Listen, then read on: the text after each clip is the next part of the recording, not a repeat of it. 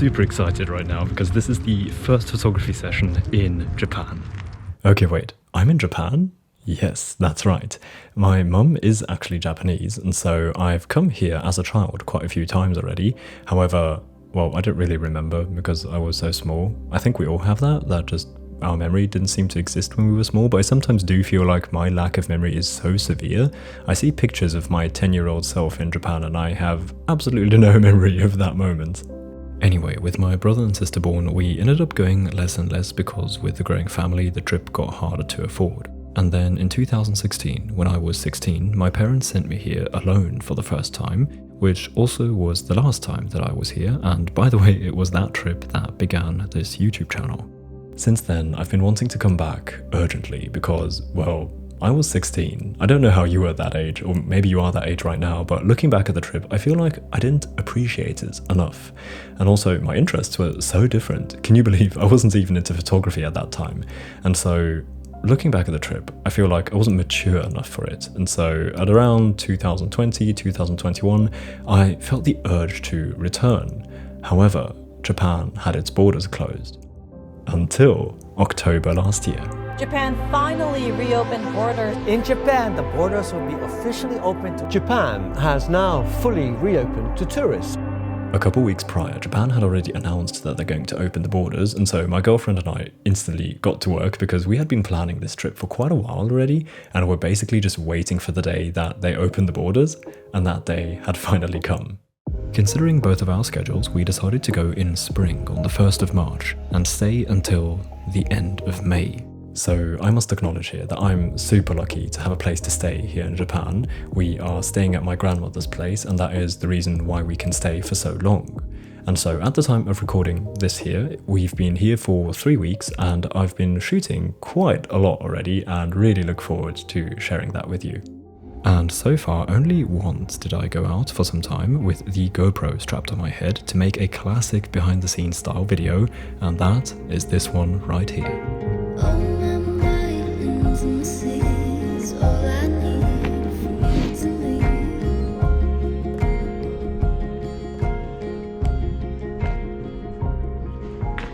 So my grandmother lives in Tokyo, but at the very west edge of the city where everything is more quiet, and so for this episode I decided to go on a walk on a fine sunny morning. I'm more or less just following the route to the train station, which is a 30-minute walk from my grandmum's. I knew what kind of stuff I was going to be shooting here. I was aiming to capture the details on this route that characterize the area, or more broadly speaking, the people here.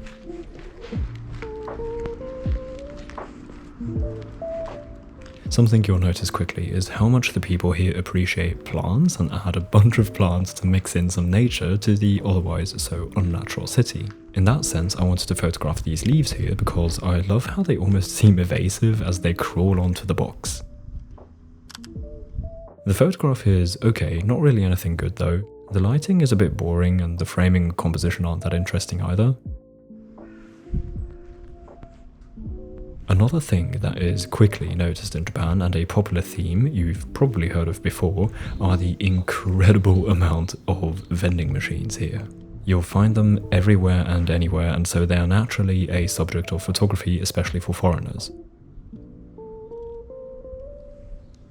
As I came across this particular one, I wanted to photograph it because it perfectly categorized this phenomenon. This is just some quiet residential area, but you'll still find a purposefully made gap in the fence that was just made to fit a vending machine. I think that the photograph is hence a little humorous by pointing this out. I also got a horizontal version, but I prefer the vertical, which seems to suit the vertical orientation of the vending machine itself quite well.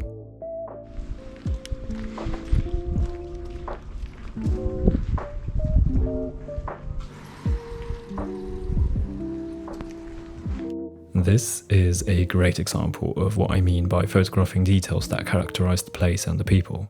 I think it's so cute how the person living here hangs out this box on their fence with a note that says, "Put the newspaper here, please." Also, all the plants again are so impressive and balance out the lack of nature in a city.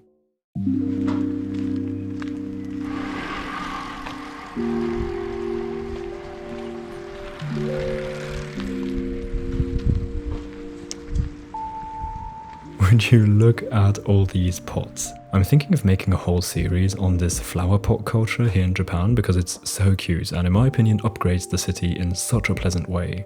You should know that having pots like this in front of the house like here is not something limited to the residential area at the edge of town here.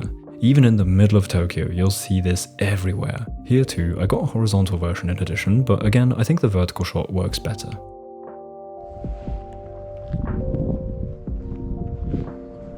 Then I came across another house that had a cute looking corner again, featuring a couple pots of plants. This turned out lovely in my opinion. The morning light shines on the scene so nicely and emphasizes the cuteness, if I may say so. All the details I appreciate here and that led me to get the shot are the little bushes growing below the step, the bicycle with the umbrella hanging on its handle, and the texture of the glass door. I also got this closer version with a stronger emphasis on the plants, but I prefer the wider composition that includes the details on the left.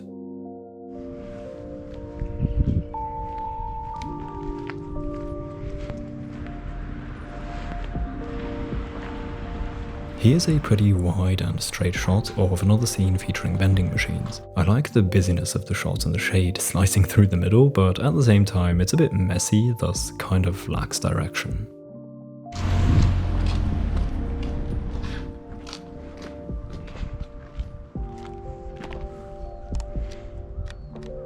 So I was becoming a little euphoric here at this wonderful river that was blooming in its spring beauty, which it hadn't yet been doing only 2 weeks ago, and so I had to get a couple shots. I tried to include the path on the left here, but I'm not sure about it. I think that the vertical shot that concentrated only on the river and the house behind worked better.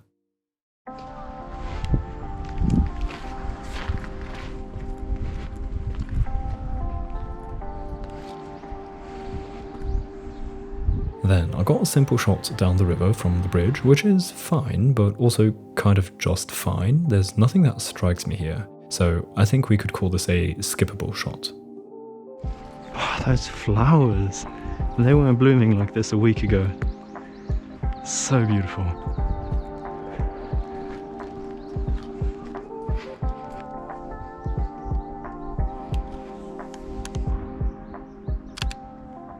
This photograph, on the other hand, works really well, I think, if viewed as part of a series, because this perfectly underlines what I was saying. The city is so full of nature. They are so good at integrating nature in the city here, and this photo is like an appreciation shot for that.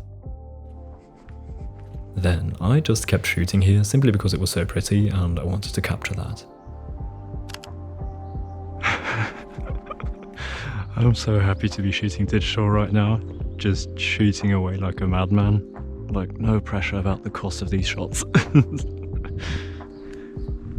Ah, God, how is this so beautiful?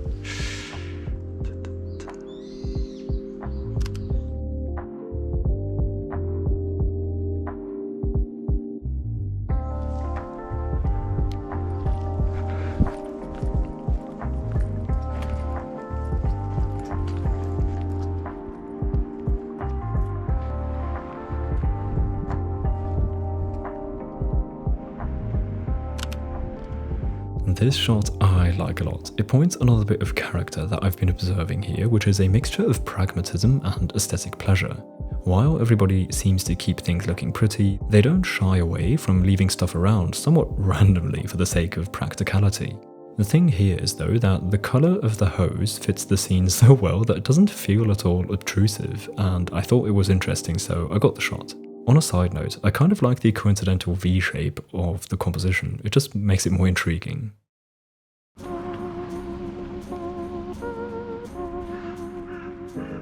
Here I was again amazed by the tight mix of nature and city, but photographically I think this shot unfortunately didn't really turn out that special. I'm just shooting and shooting. This is way too much fun. This is the same type of shot, but this time I think it does work. The tree and the road act as lines that give the photograph a structure and a composition.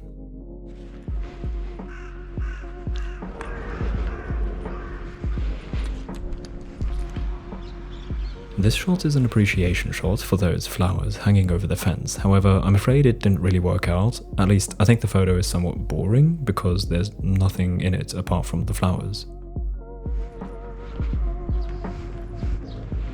Here I was getting a shot of this entrance area with a focus on the bicycle. This turned out wonderful in my opinion. I think the reason it works for me is that it pictures the entrance that by itself would be a bit boring, so the focus is set on the bicycle, more specifically the bag at the back, making the entrance just the environment, not the whole subject. And so now both the subject and the environment are worth shooting, and the combination results in an intriguing shot. At least it intrigues me. I love how the bag's colours fit the rest of the scene so well, and the way the morning sun warms up the whole scene in its harsh yet romanticising sun rays. Then I remember walking here and being infatuated with the cute design of the houses and how the residents decorate their space, so I was so happy to come back with the camera and capture some of this glory. I got this shot because I was really liking the entrance to this house. However, I'm quite unsure about the result. I love how the plants in the foreground add depth and interest to the scene and how the place is pictured in general. However, I'm mostly just uncertain about the car. Japanese cars are actually another subject worth shooting because they're so different. They're usually cute and often look squashed to be smaller in a way. And the fact that this one matches in colour is fantastic. However, I find it's kind of messing with the composition. It just feels a tad random and unharmonious with the rest of the scene in shape and position. Not colour as said, the colour is great. I suppose this is another one of those shots that I'll just need some time to further evaluate my thoughts.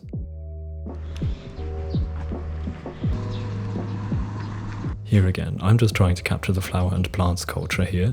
Isn't this painfully cute? Additionally, the scene turned out to be really good to photograph, so I'm very content with the result.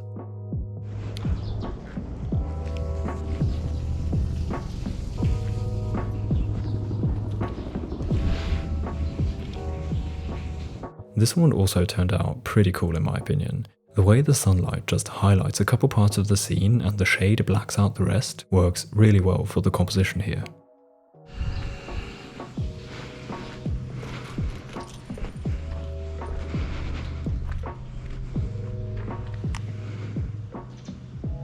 This one is an attempt at something more minimalistic. It's nice for a change. I like the satellite dish as a subject because of how it seems a little out of place being so alone on this rusty railing.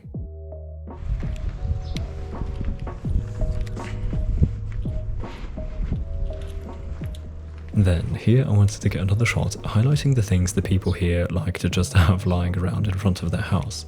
However, it feels a little messy with the bicycle in the background that isn't placed so pleasingly and the random railing that's peeking in from the bottom left corner. However, the lighting here is great.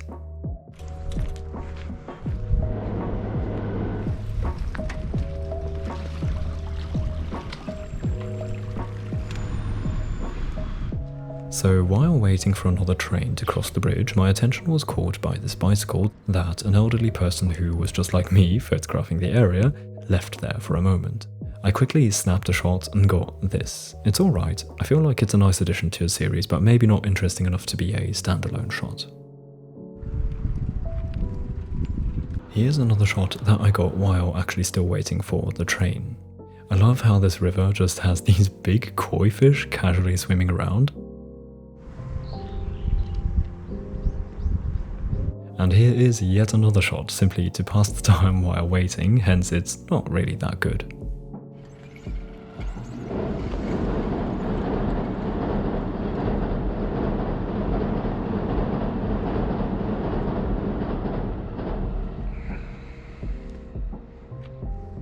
I think I got it.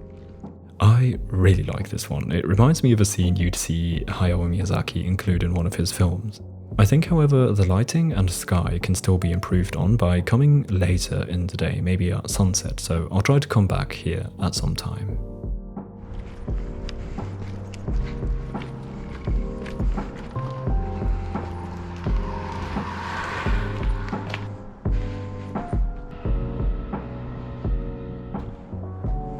Here I got this shot of the rubbish the people left here. This is how the system here works. So there are set days when certain categories of rubbish are picked up, so you need to lay them in front of your house before the collectors come. What caught me here was how neatly this pile was placed in the middle of the entrance, which I found somewhat amusing. It just looks funny how it's in the center of the street to be maximally obvious for the collectors.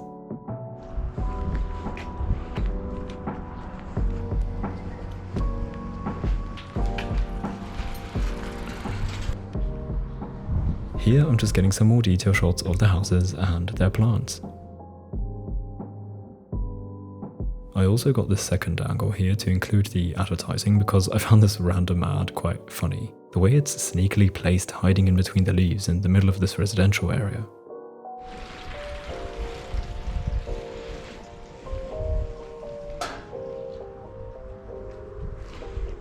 You know why I got this shot.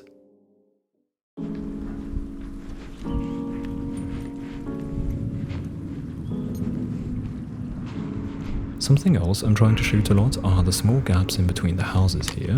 In Japan's big cities, so especially in Tokyo, it is common to see houses squeezed everywhere to max out the density, and here again I love how they care about this space and keep it clean and even add plants.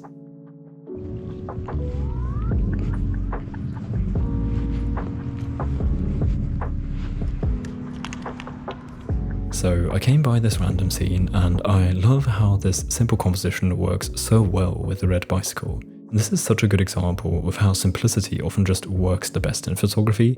This shot looks intentionally composed and tells the story of what the people living here like to present on the outside of their home.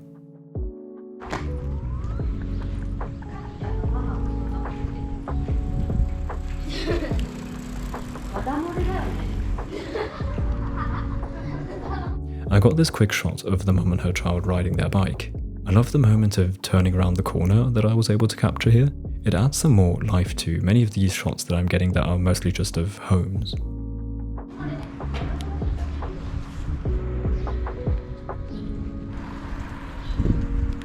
Here's another shot of a patio, which I specifically got for that orange bag, which feels a bit randomly placed and hence caught my attention.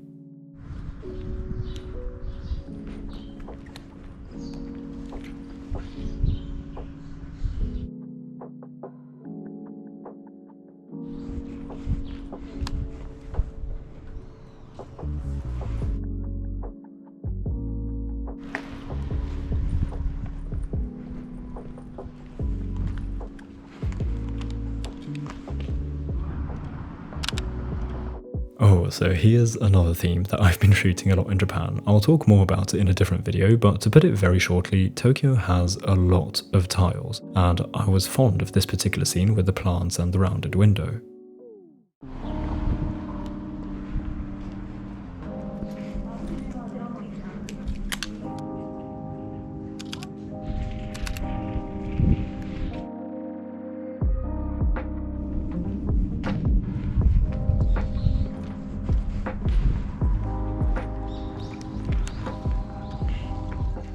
This shot I got for the sake of appreciating the beautiful colours. However, apart from that, the shot unfortunately is kind of boring, but I guess a shot just for the colours is still a shot worth getting.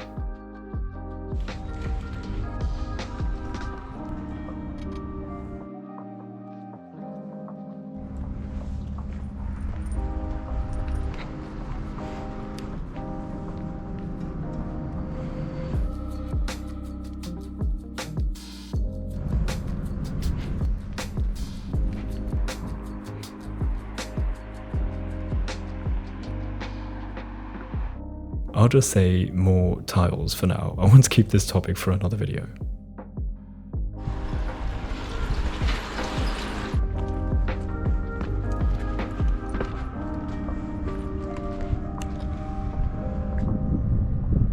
Okay, so this building I'm actually not just shooting for the tiles, but the pink color because it looks so pretty in an environment that doesn't feature that much pink.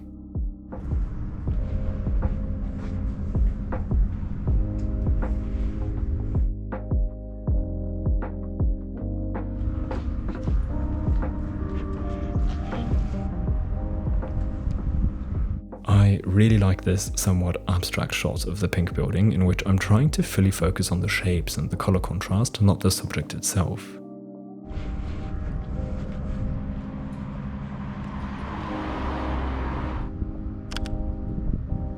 I got this shot because, again, there are a couple things here that just characterize Japan so well. The vending machines, of course, but also the windows above. Something I've noticed is that in Japan there are so many windows that are basically covered with stuff. What makes me curious here is that I find this somewhat unusual and questionable because you want the light to come in through the windows. At least I thought that's what they're for. But here in Japan, I see so many windows that are covered to the top as if there was no regard given to the fact that there was a window. These windows here aren't that good of an example actually because they aren't covered to the top, but I'm sure I'll show you some better examples sometime in the future.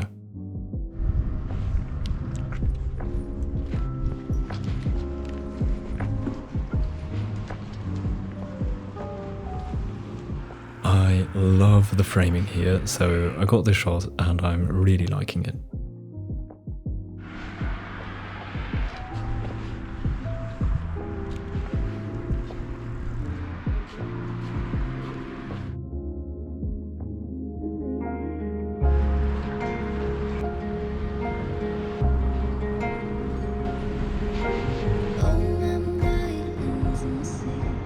As you can see, by now I've come pretty close to the station where things get a little busier. I got a couple more shots, but nothing outstanding.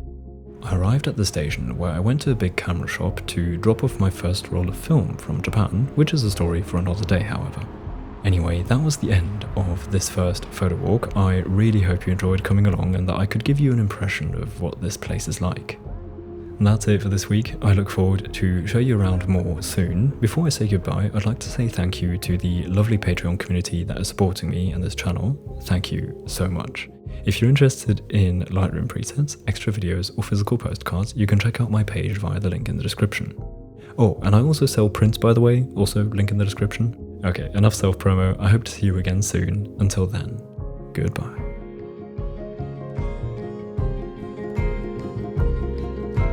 Into